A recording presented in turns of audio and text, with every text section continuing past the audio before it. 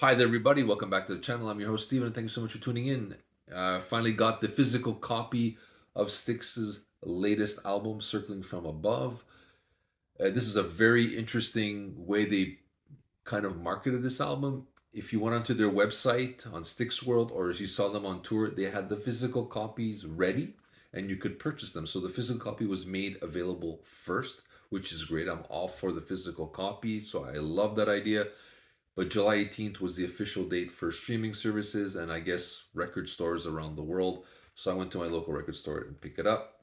So I said last time I would kind of give another evaluation of the album. So here we are. This is the cover. This is the back. I like this better, the bird here. I thought this would have been better on the front.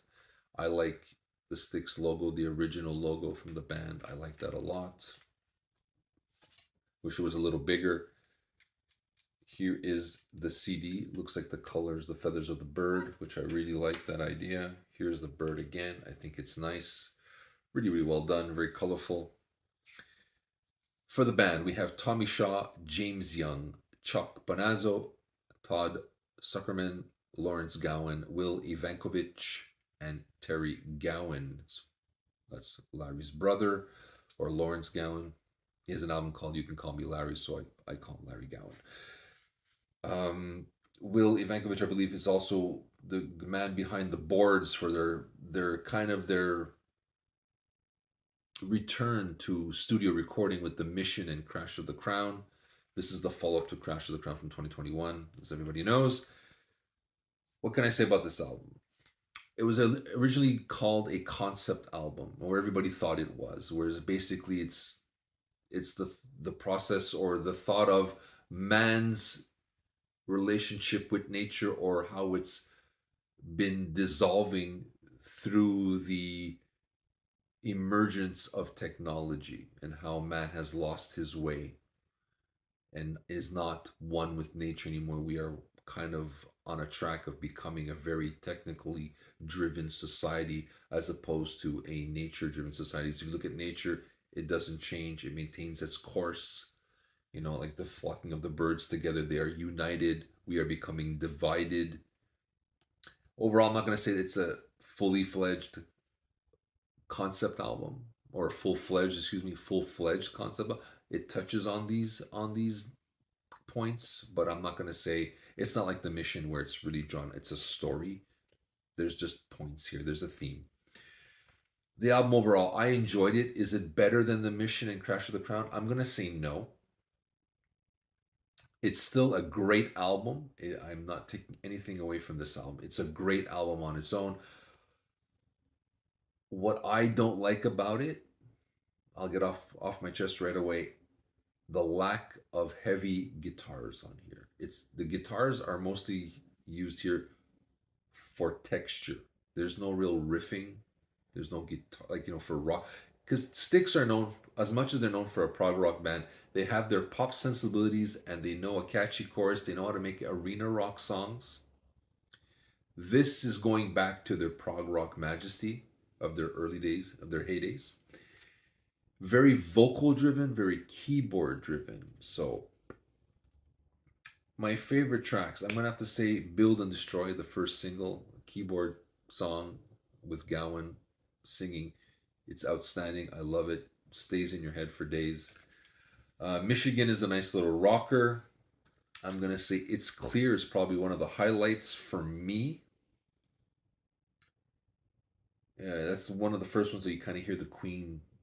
You'll hear a lot of reviews. There's the Queen influence, Beatles influence on here. It's Clear is one of them. The other ones I'm gonna have to say She Knows, The Things That You Said also have those influences. So taking back that concept, I'm gonna say more. I'm gonna push away the concept album idea and say this is Styx's ode to the classic rock bands that probably influenced them.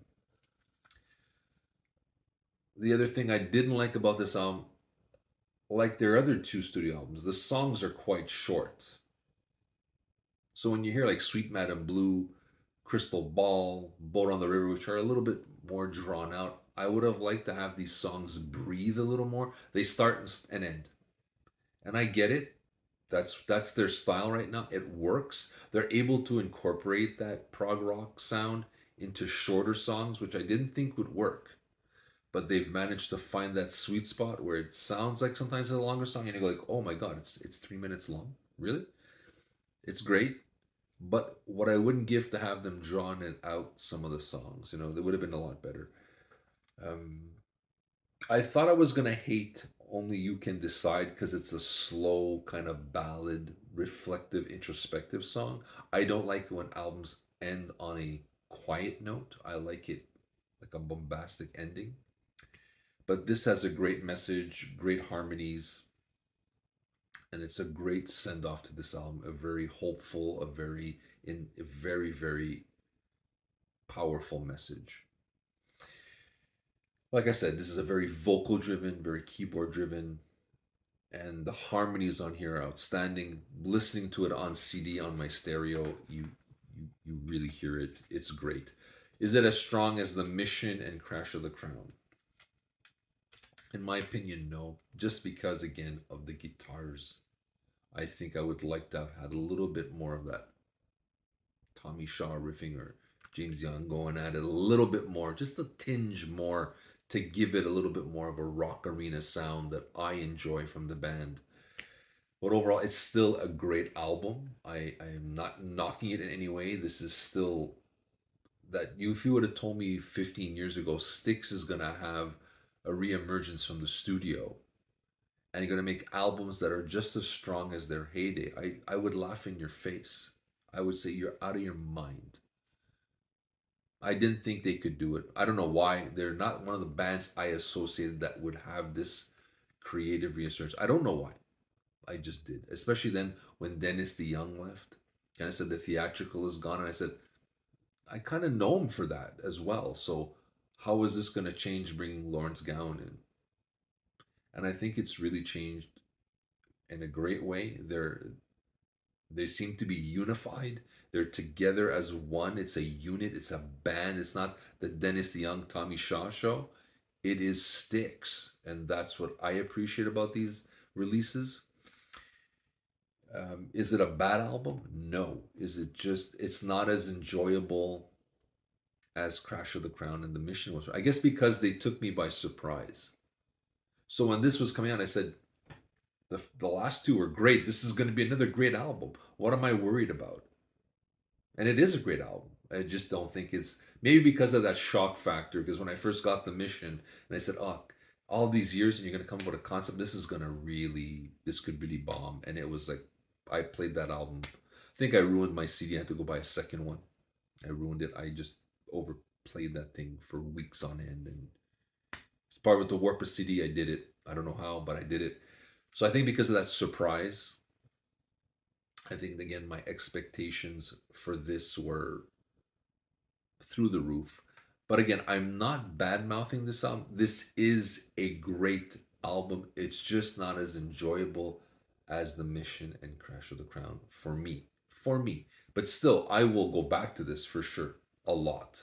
It's still a great album, but for different reasons. It's more if you like the Queen and the Beatles homages on a song, you will get a kick out of this. You will hear and you go, oh, yeah, yeah, Sergeant Pepper there. Day at the Races. I hear that. And that's great. And I love it. But again, the guitars is missing for me. And that's what it would have put it. So it's a little bit below Crash of the Crown. But no ways that means it's a bad album. It's just not the album I was expecting. Again, if you take this as an homage to the classic rock bands that influenced these members, you will have a fun time with this album. If you're looking for Renegade Part 2, you're not going to get that here. And I think I was kind of hoping for that because like on Crash the Gun, there's Monster, which kind of has that kind of arena rock sound that you can sing along.